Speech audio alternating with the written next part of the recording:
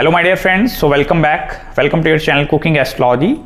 First of all, I would like to thank all of you for subscribing my channel and liking my videos. Thanks a lot.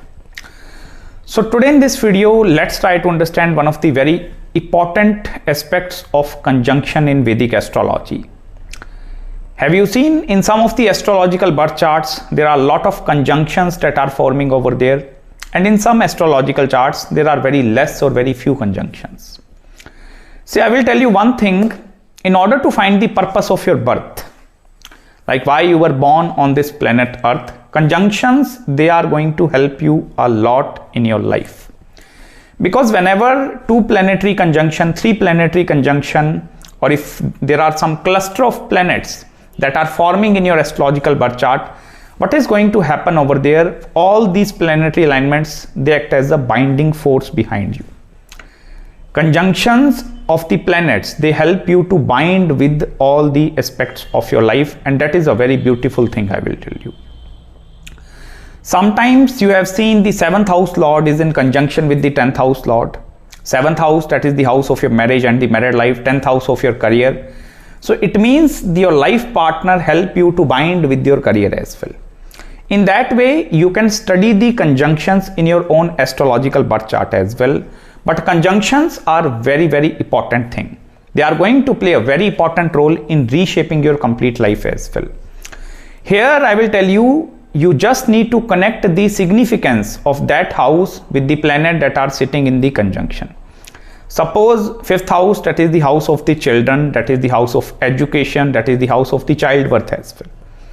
So if some planetary conjunction is occurring with the 5th house lord in your chart, your 5th house lord is in conjunction with the 11th house lord, and it can be sitting anywhere out of the 12 houses, anywhere in your chart.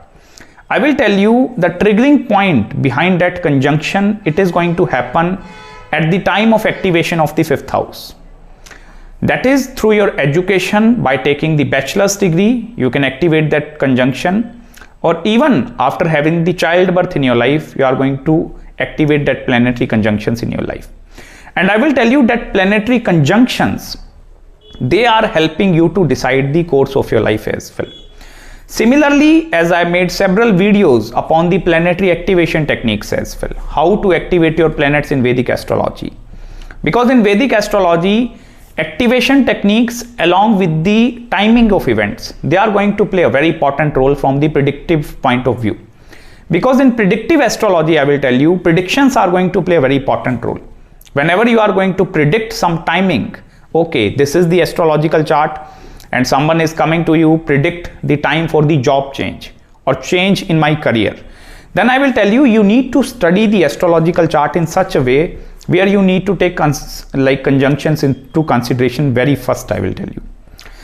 Similarly, on the other hand, if suppose there are some planetary alignments in your astrological birth chart, but there is no any conjunction forming over there. Although there are very few charts, very few kundalis where you don't find any single conjunction, most of the time I will tell you one conjunction is going to be seen in every person's chart. Most of the time I will tell you. But if suppose there are very less conjunctions, there are very less planetary conjunctions forming in your astrological birth chart, I will tell you then what is going to happen, it is going to scatter your energy in every direction. Then I will tell you there is the absence of binding force in your life. If there are less planetary conjunctions in your life, it becomes very difficult for you to find the purpose behind your birth as well. And that is the downside of the planets or that astrological chart which is having no connection. Even one more thing, suppose Rahu and the Ketu axis, out of 12 houses, somewhere in your chart Rahu and Ketu axis is going to be posited.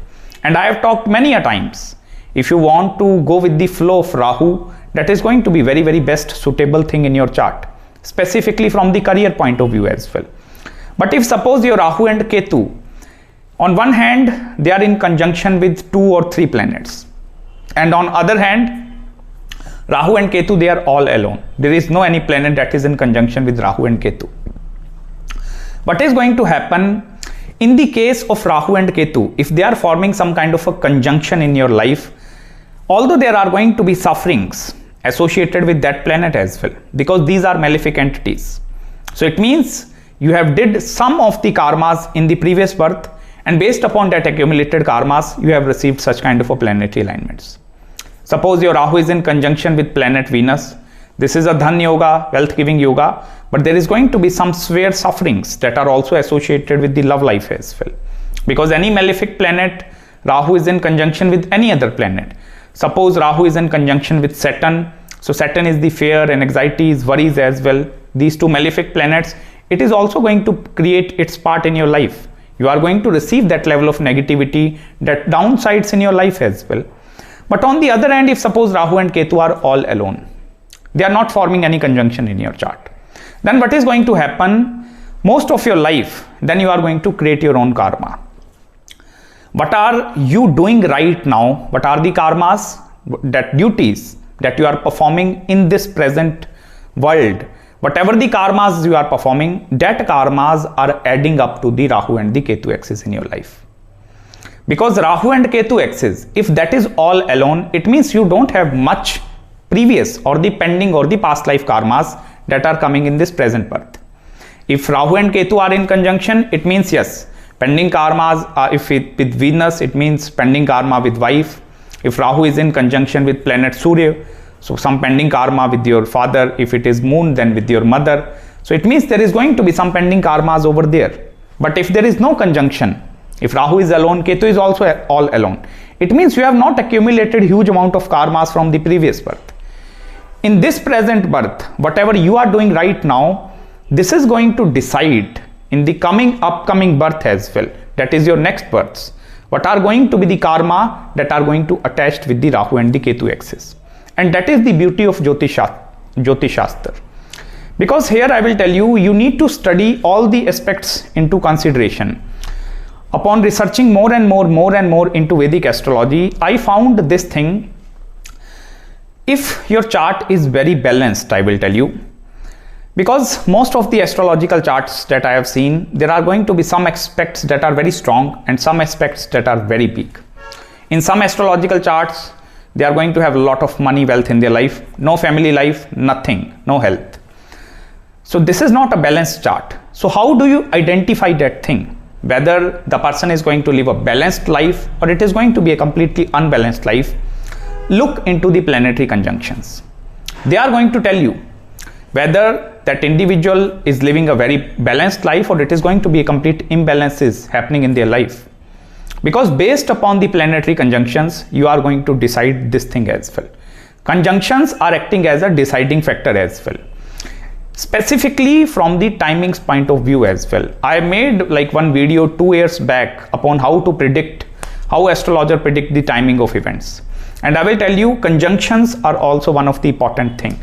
If suppose you want to predict the time of your job change, like when the next job change is coming in my life, rather than solely focusing upon the 10th house lord or upon the Samsa chart, focus more upon the conjunction. Look into the 10th house lord or maybe the 11th house lord. If 11th house lord isn't forming connection in your chart, because by changing the job you are going to attract some money as well.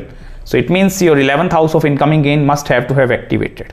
So if 11th house lord is forming some connection with the 10th house lord, or it may be with that 3rd house lord as well, so this is going to decide whether you are going to find a very skilled kind of a job. It is going to be in multinational company.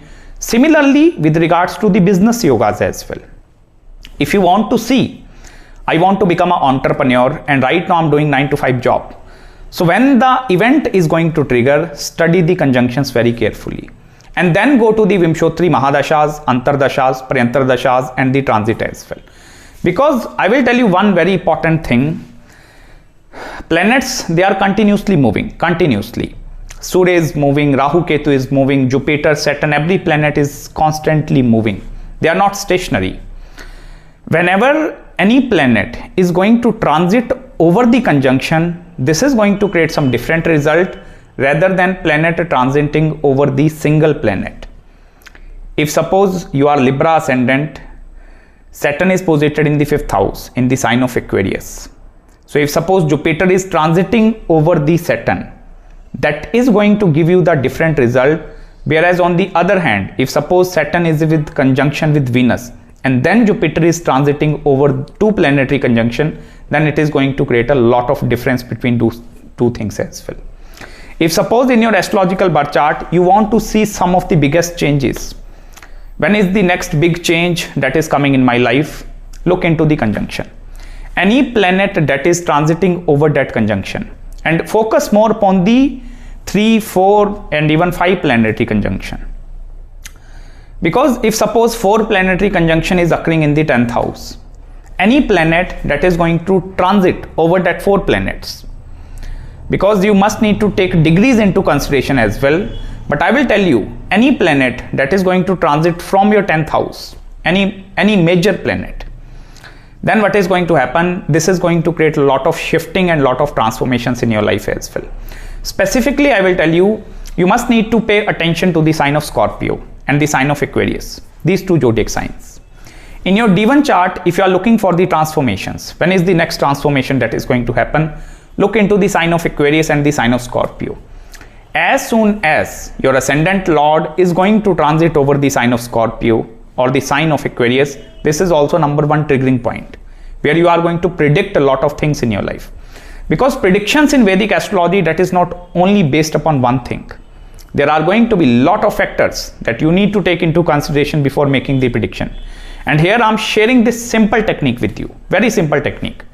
Just pick up the conjunction in whichever house that is posited. If 2 planets are over there, look which zodiac signs these 2 planets are controlling and then start giving the prediction. In that way, you are going to learn astrology in the more deeper sense. Similarly, if no planetary conjunction is happening in your chart, then I will tell you this is a very distracted chart. Then what is going to happen? Then you need to focus more and more energy upon the binding force. You need to bind with other individuals. Otherwise, you are going to live a very alone life. If there is no conjunction, you are all alone by your own self. You are going to have everything, but there is no social interaction. So that is very important, I will tell you. Whenever you are studying the chart, if you are beginner in astrology, when you are picking up some astrological charts, focus more upon the conjunction aspect. And if there is no conjunction, this is going to help you to Vedic astrology in the much deeper way. So that's it guys from my side in this video. I hope you like this video as well. If you have any queries, any consultations regarding your planetary conjunction or the timing of events, do let me know. I'm very happy to serve you well. Till then, please subscribe my YouTube channel below. And thanks a lot for giving me that amount of love, care, affection, support, everything. And please don't forget to follow me on Instagram as well. And I'm going to meet you with very soon in the next video with Mercury through all the 12 houses in Vedic astrology. Till then, bye-bye and take care.